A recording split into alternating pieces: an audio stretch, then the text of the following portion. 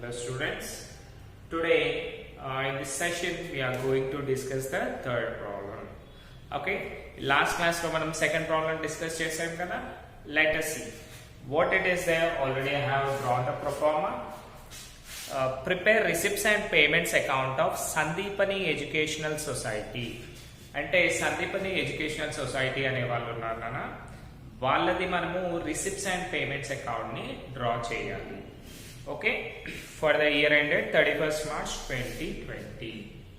కాబట్టి ఇప్పుడు మనం ఏం చేయాలన్నా, టైటిల్ వచ్చేసి నేమ్ ఉంది ప్లస్ డేట్ ఉంది, కాబట్టి బోత్ ని రాయాలి, రెండు కూడా రాయాలి.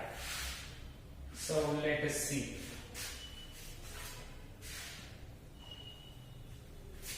ఏమొస్తుందన్న, receipts and payments account of, ఎవరికి ప్రిపేర్ చేస్తున్నాం మనము, సందీపని ఎడ్యుకేషనల్ సొసైటీ. సో రాసే Sandeepani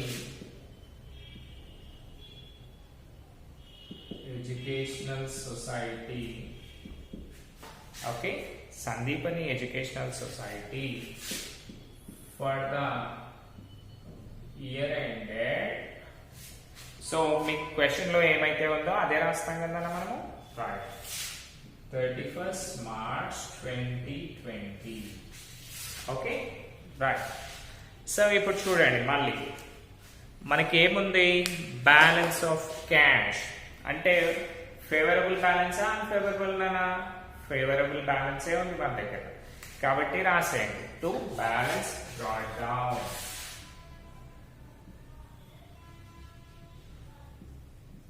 to balance brought down ఏమేమి ఉన్నాయి మనకి, క్యాష్ ఉంది, బ్యాంక్ ఉంది, కాబట్టి first one cash, second bank. So ఇంకొక డౌట్ రావచ్చునా, సార్ రెండు ఉన్నాయి కదా, నేను క్యాష్ బ్యాంక్ అని రెండు పెట్టి రాస్తానంటే అలా అయినా రాయండి, మీకే ఏం ప్రాబ్లం లేదు. సో క్యాష్ వచ్చేసి 2500, నెక్స్ట్ బ్యాంక్ వచ్చేసి 3000. ఓకే, క్యాష్ వచ్చేసి 2500, బ్యాంక్ వచ్చేసి 3000, రెండు కలిపితే 5500. ఓకేనా? So 5500 is the total amount. Next one చూడండి, సబ్స్క్రిప్షన్స్ రిసీవ్డ్ కదా. సో రాసండి, రిసీవ్డ్ అంటే రిసిప్ట్స్ అయి కదా, టు సబ్స్క్రిప్షన్స్. అయితే ఇక్కడ చూడండి, మనకి 2 సబ్స్క్రిప్షన్స్ ఉన్నాయి, ఒకటి 2018-19 అండ్ 19-20. ఓకే, సో ఇప్పుడు చూడండి, 31st March 2020కి బుక్స్ క్లోజ్ అయ్యాయి అనుకోండి, ఎప్పుడు స్టార్ట్ అవుతాయి? సో చూడండి, 31st March 2020కి క్లోజ్ అయ్యాయి అంటే ఇది ఎప్పుడు స్టార్ట్ అవుతుందన్నా, 1st April 2019 లో స్టార్ట్ అవుతుంది, అంతే కదా. దీన్ని మనము కరెంట్ ఇయర్ అనుకుంటాం, అంటే ప్రెసెంట్ ఇయర్ అంటాం. నెక్స్ట్ వన్ చూడండి, దీని ప్రీవియస్ ఇయర్ ఏముంటుంది, 2018 నుంచి 2019 కదా, రైట్. నెక్స్ట్ ఇయర్ చూడండి, 2020 నుంచి 2021 కదా. సో ఇక్కడ చూడండి, మనకి ప్రీవియస్ ఇయర్, కరెంట్ ఇయర్ అన్నీ ఉన్నాయి. సో మీరు రిసిప్ట్స్ అండ్ పేమెంట్స్ అకౌంట్ లో ఏం చేస్తారన్నా అంటే, let it be any year, A year అయింది కూడా మీకు సంబంధం లేదు. డబ్బులు వచ్చాయి అంటే రిసిప్ట్స్ లో రాయాలి, పోయాయి అంటే పేమెంట్స్ లో రాయాలి. కానీ వేరస్ నెక్స్ట్ ప్రాబ్లమ్స్ వస్తాయి కదా, ఇన్కమ్ అండ్ ఎక్స్పెండిచర్ వస్తుంది, అందులో మాత్రం కరెంట్ ఇయర్ మాత్రమే రాయాలి. Okay, so for your sake ఇది ప్రజెంట్ ఇయర్ కాబట్టి మీరు ఆ టెన్షన్ ఏం పడకండి, జస్ట్ మీకు రిసిప్ట్స్ లో ఉంటే రిసిప్ట్స్ లో రాసేయండి. ఓకే, సో సబ్స్క్రిప్షన్స్ 2 times ఎందుకు రాయడం, ఇయర్ ఉంది కదా, సో ఇయర్ తో కలిపి రాసేయండి. సబ్స్క్రిప్షన్స్ రిసీవ్ 2018-19 ఎంత ఉంది నాన్న, 4000. నెక్స్ట్ వన్ ఏముంది, 2019 and 20. 2019-20 5,000. So 18-19 4,000, 19-20 5,000. Okay. Now see next one, donations received. అంటే మనకి డొనేషన్స్ వచ్చాయి కంపెనీ తరఫున. సో రాసేది టు డొనేషన్స్ అమౌంట్ ఎంతనా 2,000. డొనేషన్స్ 2,000. నెక్స్ట్ సాలరీస్ పెయిడ్, అంటే మనం సాలరీస్ ని పే చేసాం.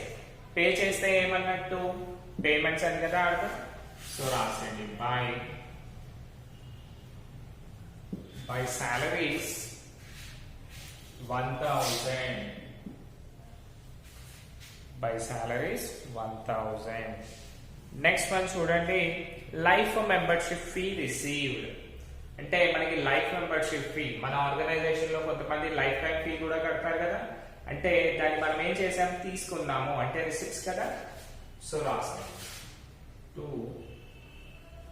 Life membership fee. To life membership fee 3,000. To life membership fee 3,000. Next, rent paid in advance. అంటే నెక్స్ట్ ఇయర్ ది ఇదే ఇయర్ పే చేసాము. So pay చేస్తే ఎప్పుడైనా కానీ పేమెంట్ అయ్యి కదా. సో రాస్తాం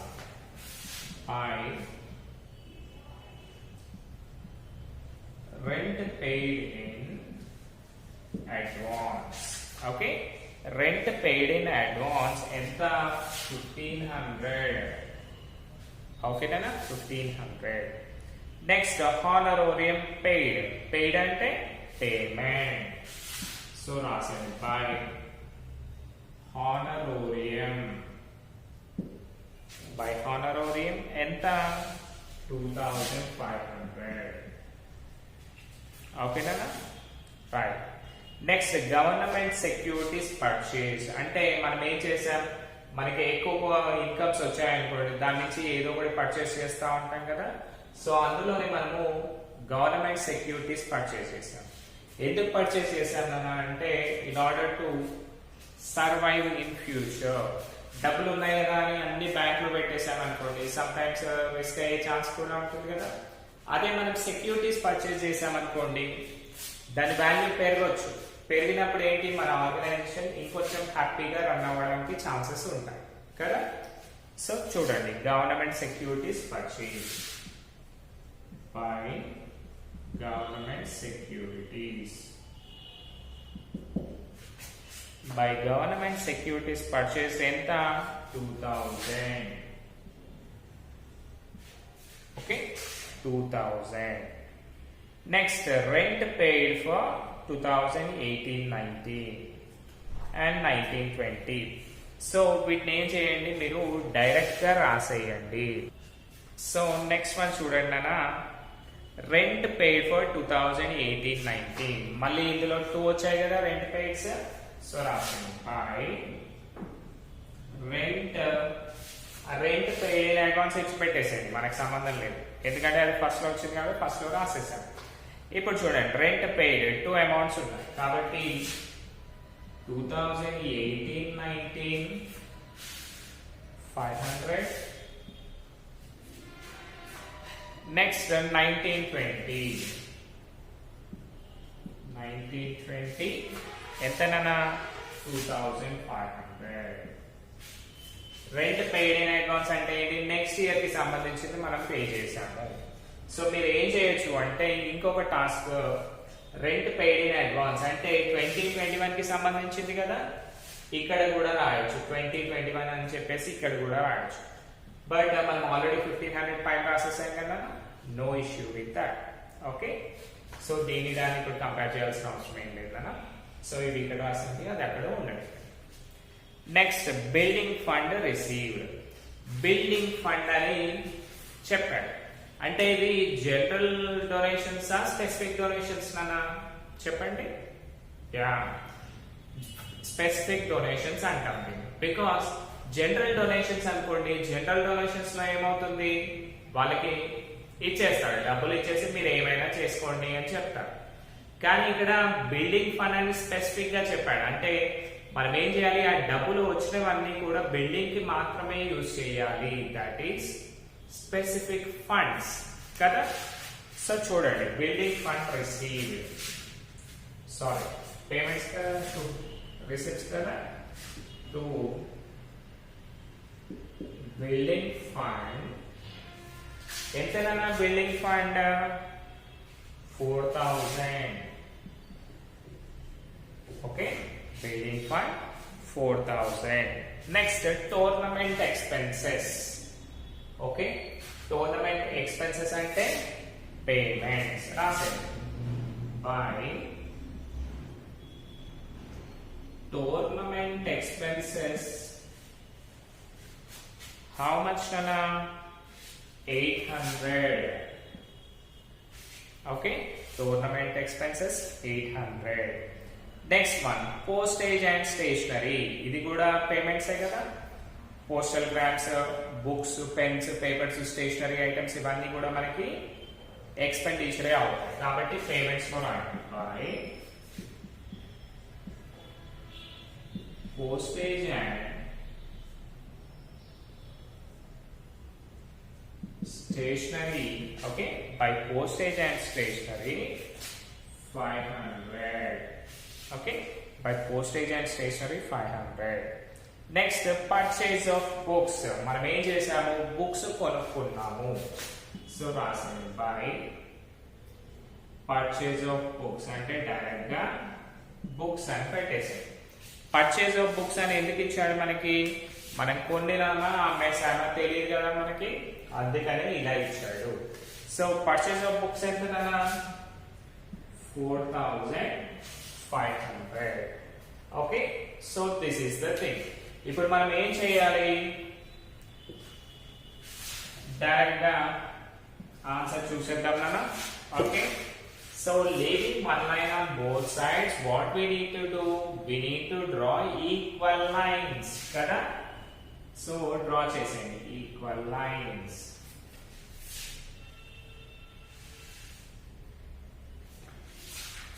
సో ఇక్కడ చూడండి అన్న, మనకి అమౌంట్ ఎంత వస్తుంది?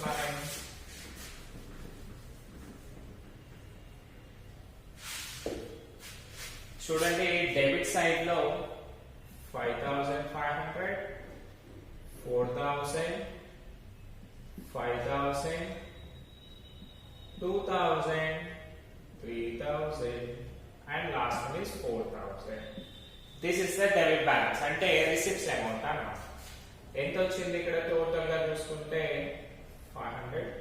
5 plus 4 9, 9 plus 5 14, 2 16, 17, 18, 19, 23. సో మనకి డెబిట్ సైడ్ లో వచ్చేసి 23,500 ఉంది. నెక్స్ట్ క్రెడిట్ లో ఎంత ఉందనా? 1,000, 1,500, 2,500, 2,000, 500, 2,500, 800, 500, 4,500. సో ఇప్పుడు క్రెడిట్ బ్యాలెన్స్ చూసామనుకోండి మనము, that is payment side. This is debit, all zeros, 2 zeros, 5 5, 10 8, 18, 10 28, 10 30, 8 3, 3 4 7, 8 9, 10 11, 12 13, 14 15. So మళ్ళీ మనకి ఏమైందన్నా, రిసిప్ట్ సైడ్ మనకి ఎక్సెస్ అమౌంట్ అనేది వచ్చింది. కాబట్టి బోత్ సైడ్స్ ఏం చేయాలి మనము? 23,500 ని రాసేయాలి. 23,500 and credit side also 23,500 కదా. సో హైయెస్ట్ అమౌంట్ వచ్చేసింది. ఇప్పుడు మనకి బ్యాలెన్స్ ఎక్కడ తక్కువ ఉంది నాన్న? చూడండి, డెబిట్ లో 23, క్రెడిట్ లో 15. అంటే మనకి క్రెడిట్ సైడ్ తక్కువ ఉంది కదా. కాబట్టి అక్కడ ఏం చేయాలి మనము? By balance carried on, bracket లో క్యాష్ అనుకోండి, నాట్ ఎ ప్రాబ్లం. సో ఇంతకుముందు క్యాష్ ఇచ్చారు కాబట్టి బ్యాంక్ అనుకున్నాం, బ్యాంక్ ఇచ్చారు కాబట్టి క్యాష్ అనుకున్నాం. సో ఏదైనా బ్యాలెన్స్ ఇలా క్యారీ ఆన్ వస్తే దాన్ని క్యాష్ అనే అనుకోవాలి. ఓకే, సో 23,500 మైనస్ 15,800 ఎంతనో చూద్దాం.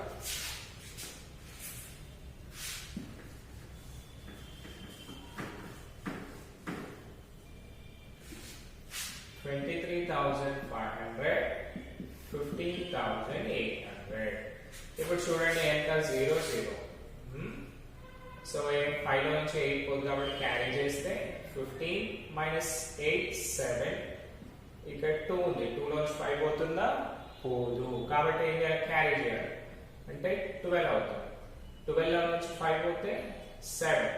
ఇక్కడ ఉన్నాయి కదా అని చేశాడు. ఇక్కడ only 1 1 minus 1 0.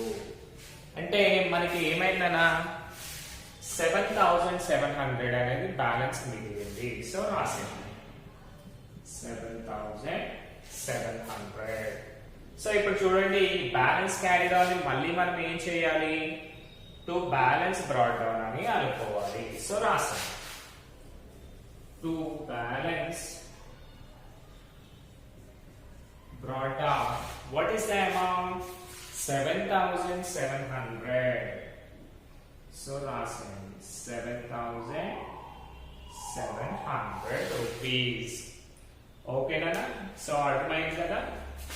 So all receipts అన్ని డెబిట్ లో రాసాము, పేమెంట్స్ అన్ని క్రెడిట్ లో రాసాము. డిఫరెన్స్ చూసుకుంటే 23,000 రిసిప్ట్స్ ఉన్నాయి, 15,000 చేంజ్ పేమెంట్స్ ఉన్నాయి. సో మనకి మిగిలింది ఎంత? 7,700 రూపీస్ మన దగ్గర క్యాష్ ఉంది. సో ఫస్ట్ ఎంత ఉండే? బ్యాంక్ క్యాష్ 2 కలిపి 5,500 ఉంది. బట్ ఇప్పుడు ఏంటి? మనకి రిసిప్ట్స్ ఎక్కువ వచ్చాయి కాబట్టి 7,700. అంటే ఈ ఇయర్ లో మనకి ఇన్కమ్ అనేది మంచిగానే వచ్చింది, రిసిప్ట్స్ అనేవి ఎక్కువగా వచ్చాయి. అంతే కదా. ఇప్పుడు ఏ ఆర్గనైజేషన్ అయినా చూడండి, ప్రాఫిట్ మోటివ్ తో వెళ్ళారనుకోండి, వాళ్ళు ఇన్వెస్ట్ చేయాల్సి వస్తుంది. బట్ వీళ్ళేంటి? చారిటీ ఇన్స్టిట్యూషన్స్ కదా. సో చారిటీ ఇన్స్టిట్యూషన్స్ లో ఏమవుతుంది? సమ్ టైమ్స్ డబ్బులు మిగిలే ఛాన్సెస్ కూడా చాలా ఉంటాయి. What is the amount? Third problem. ఓకేనా? Hope you understand. సో ఇది జాగ్రత్తగా విన్నాక ప్లస్ అవన్నీ చదవండి. మనకి మేబీ ట్యూస్డే ఫ్రైడే కానీ సాటర్డే కానీ లైవ్ క్లాస్ ఉంటుంది. ఆ రోజు కంటిన్యూషన్ ప్రాబ్లమ్స్ చెప్తాము, మళ్ళీ ఇంట్రడక్షన్ నుంచి చెప్పడం మాత్రం కుదరదు. So hope you everybody understand. అంటే ఒళ్ళు దగ్గర పెట్టుకొని జాగ్రత్తగా వినండి. ఓకేనా? Thank you students.